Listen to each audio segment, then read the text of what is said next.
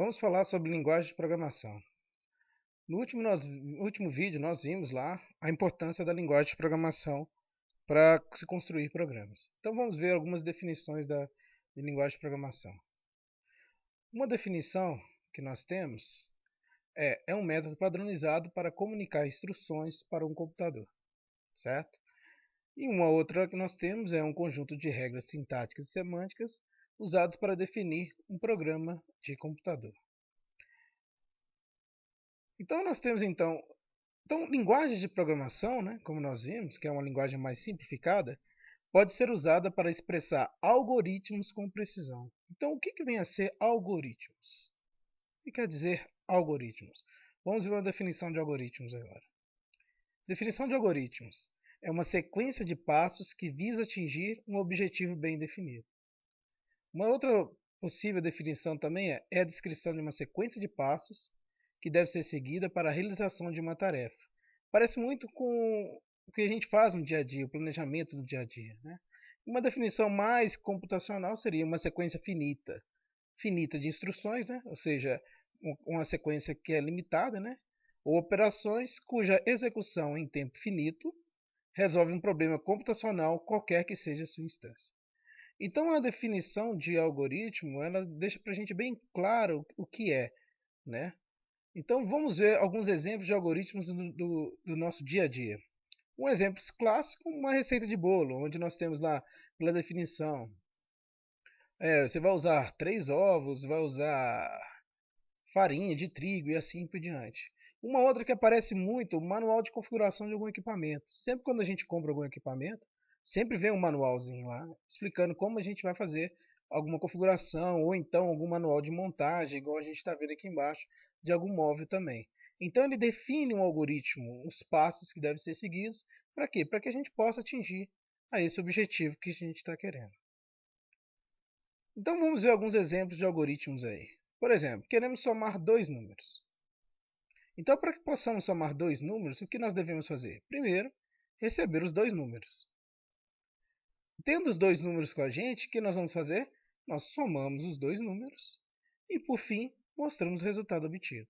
Então, esse é um exemplo de um algoritmo bem simples que a gente pode utilizar para somar dois números que a gente receba. Um segundo algoritmo aqui, um pouquinho mais complexo, né, seria, por exemplo, verificar se um aluno passou de ano com 4 notas e cuja média superior tem que ser 6, né, maior ou igual a 6. Então o primeiro passo seria exatamente receber essas 4 notas do aluno. Então nós vamos receber as 4 notas. O segundo passo vai ser o quê? Calcular a média dessas 4 notas. Tendo a média, nós temos que verificar se ela é superior ou não. Então, passo 3, se a média for maior ou igual a 6, mostrar a média. Informar que o aluno passou. Caso contrário, o que nós vamos fazer? Mostrar a média e informar que o aluno, nesse caso, ele foi reprovado porque não atingiu o mínimo, que seria 6. Então a gente dá uma olhada, ele é um pouquinho mais complicado, né? Tem uma condição aqui, né, que vai definir se ele passou ou não, mas também, se a gente for ver, é muito parecido com as coisas que a gente faz no nosso dia a dia. Tá? Então, qual que é o método que a gente vai utilizar para a construção de um algoritmo? Seguinte, primeiro, compreender o problema a ser resolvido. Isso é uma das coisas que é mais difícil para a gente ver no dia a dia com os alunos. Compreender o problema a ser resolvido. Muitos dos alunos querem já pegar o programa e já tentar fazer, digitar no código, no computador, sem antes pensar. Então a primeira coisa que a gente tem que entender é entender o que está sendo pedido. Em seguida, definir quais são as entradas de dados desse problema. Então, quais são as informações que vão ser passadas para que ele possa ser resolvido. Depois nós temos que definir o processamento, que vão ser os processamentos. Igual naquele caso da média, o cálculo da média, do soma, somar os números. Então, quais são os cálculos que vão ser feitos? Quais as restrições que existem? Igual naquele caso lá, para definir se ele tinha passado ou não, nós tínhamos a restrição que a média tinha que ser maior que 6. Então, temos que definir todo esse processamento. Após o processamento, nós vamos ter a informação final. Então, a gente aproveita e faz o quê? Define, então, os dados de saída. Então, inicialmente, definimos a entrada, como será calculado, processada essa informação, e em seguida, com esse resultado desse processamento, nós vamos definir quem serão os dados de saída do nosso programa. O próximo passo vai ser o quê? Construir esse algoritmo, né? Definindo os passos, cada um passo dele, e por fim, traduzir o algoritmo em uma linguagem de programação, que é o nosso objetivo nesse curso. Então, podemos definir uma forma bem simples os algoritmos, como os exemplos do anterior, passando um passo simples num papel, depois construir, dado esse algoritmo que a gente construiu, a gente faz simplesmente a tradução desse algoritmo para a linguagem de programação que nós vamos utilizar, que no nosso caso é o C, C++. Então, qual é a estrutura básica de um programa? A estrutura básica de um programa vai ser o quê? Nós vamos ter, todo programa vocês vão ver que vai ter sempre essa estrutura. Nós vamos ter uma entrada de dados, que nós vamos solicitar o usuário para informar, né, para a gente alguns dados. Esses dados vão ser armazenados na memória, então nós vamos armazenar esses dados na memória, né? Nós vamos armazenar os dados na memória. Podemos também criar algumas informações auxiliares, né, para auxiliar no nosso processamento, que vai ser o segundo passo. Então, ou seja, dadas a entrada de dados, nós podemos criar algumas variáveis auxiliares, né, algumas informações auxiliares na memória. E aí, o que acontece? Nós pegamos essa informação e realizamos todo o processamento desses dados. Quando terminamos todo o processamento, né, chegamos à parte final do nosso programa, que vai ser exatamente o quê? Apresentar as informações, no caso, mostrar a nossa saída de dados. Tá? Então será sempre assim, a maioria dos programas que nós vamos criar durante o curso vai ter essa estrutura. Nós vamos pegar, receber alguns dados, realizar algum processamento e, por fim, apresentar os dados no final do nosso programa. Então, como utilizamos esses dados? Né? Como é que a gente vai usar esses dados no computador? No caso, seria na memória do computador. Então, como eu falei, todos os dados utilizados no computador são armazenados na memória do computador.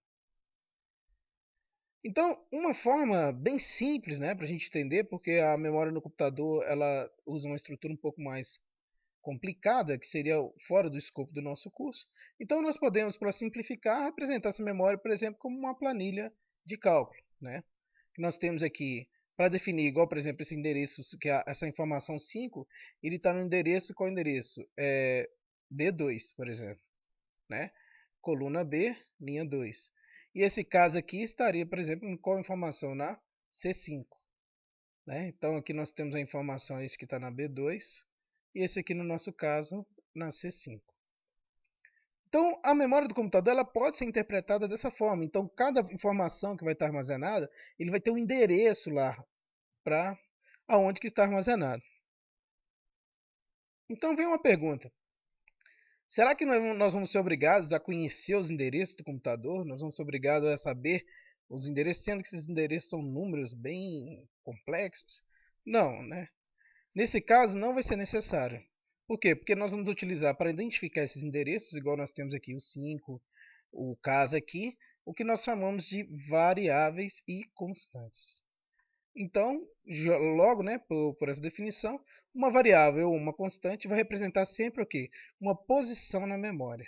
Então, nesse caso aqui, nós vamos ter uma variável constante, aqui também uma variável ou constante. Então, o que nós podemos falar sobre variáveis e constantes? As variáveis e constantes só podem assumir um valor a cada instante. Então, se a gente dá uma olhada ali atrás, o que nós temos? Tá vendo? Cada um aqui só pode assumir uma única informação nessa célula. Nessa casinha só pode ter uma única informação por vez. O conteúdo das variáveis, né, como diz o nome variável, né, pode mudar durante a execução do programa. Tá? Então, ou seja, naquela caixinha onde nós temos a informação lá, por exemplo, igual nós temos lá naquele endereço de uma caixinha com a informação 5, essa informação ela pode ser modificada durante o processo por uma outra informação. Né? Por exemplo, podemos colocar aqui, né, se a gente riscar aqui, pode receber um 6, um 7, qualquer outra informação nesse lugar aqui. No caso, o conteúdo das constantes, eles não podem ser modificados, né? Como diz o nome, constante. Eles vão ser sempre definidos no início da construção do programa e ele vai ter valor fixo durante toda essa execução. E aí o que é interessante é que toda variável constante ela sempre vai possuir um nome para identificá-la e um tipo. O que vão ser esses tipos, né? É isso que a gente vai ver agora. Quais são os tipos de dados mais utilizados nas linguagens de programação? Nós vamos ter tipos numéricos, né, que são números mesmo, igual 34, menos 15. Números reais, né, 23,45.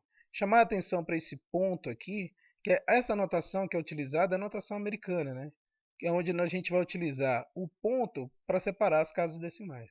Diferente do nosso caso da nossa língua, né, que seria, por exemplo, o 23,45.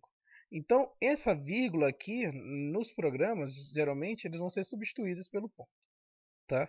Então, isso aí chama a atenção para esse caso. Nós temos os tipos lógicos, né? Verdadeiro ou falso. Geralmente, as linguagens são em inglês, então nós vamos ter true e false.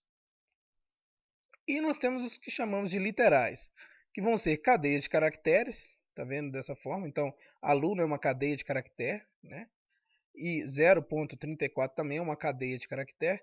Aqui já chamando a atenção para a linguagem C, né, que ele vai chamar essa cadeia de caractere, né, que são vários caracteres juntos, ele vai ser sempre representado por essas aspas duplas no início e no final, né, composto pelos caracteres, no caso A, L, U, N, O, igual aqui embaixo, 0,34. Cada um desses é um caractere. E também uma representação única de um único caractere. No caso em C também a gente representa ele por aspas simples. Então, quando a gente encontrar um aspas simples e uma letra lá dentro, ele é um caractere simples. Então, igual a. Igual nesse caso aqui, isso aqui não é um número, isso aqui é o caractere, tá?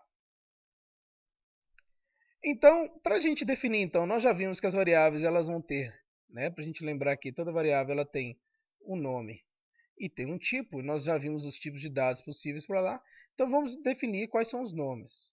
Então, para a gente definir um nome para variáveis constantes, a gente vai utilizar sempre o quê? Identificadores na linguagem. Então, para que são utilizados? Como diz aqui, são utilizados para dar nomes às variáveis, constantes, funções e etc. Só que os identificadores eles não podem ter qualquer tipo de nome. Então, vamos ver as regras básicas para criar esses identificadores.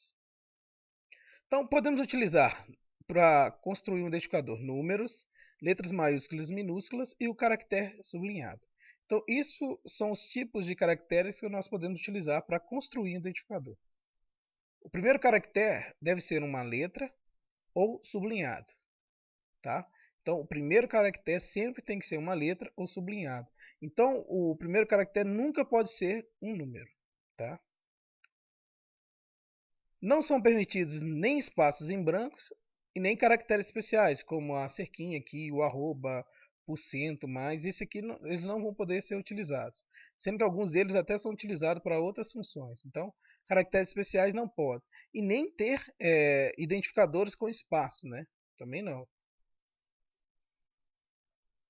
Não podemos utilizar palavras reservadas da linguagem. Então, assim, toda linguagem de programação tem um bloco de palavras que são utilizadas, né? São palavras reservadas. Então, nesse caso, a gente não pode utilizar. Daqui a pouco, a gente vai ver algumas delas que a gente não pode utilizar, tá? Então, exemplos de identificadores válidos aqui que nós temos. Nota, tá vendo? Nota é válido. N1, tá vendo? Começa com uma letra também, apesar de ter um número. N2, tá vendo? Começa com o caractere sublinhado, também é válido, sublinhado casa. Nota, tá vendo? Usando sublinhado. Então são todos identificadores válidos. Alguns exemplos de identificadores inválidos, por exemplo, esse aqui, 4A. Por quê? Porque 4 começa com número. O outro, N espaço 1. Então esse espaço aqui não é permitido. Então também não é válido. Outro, N parêntese 2. Contém um caractere especial parêntese, então não é válido também. E algumas duas aqui que eu coloquei, que são, na maioria das linguagens tem, igual o comando if, que a gente vai ver depois na disciplina, o main, que são palavras reservadas. Então, se há uma palavra reservada na linguagem, ele é um identificador inválido, tá bom? Então, nós vimos aí as variáveis, as constantes, e definimos aí. Então, nós temos que ter o nome, né, o identificador para essa variável, e o tipo dela. Então, essas informações são essenciais para quê? Para que, na hora que o nosso compilador for alocar as informações na memória, ele saiba exatamente a quantidade de informação que vai ser utilizada, que é exatamente do tipo de dado, né, que vai ser utilizado, e a outra informação também que vai identificar em que posição que é, né, no nosso caso, nos nossos programas, é o nome dessa constante, dessa variável.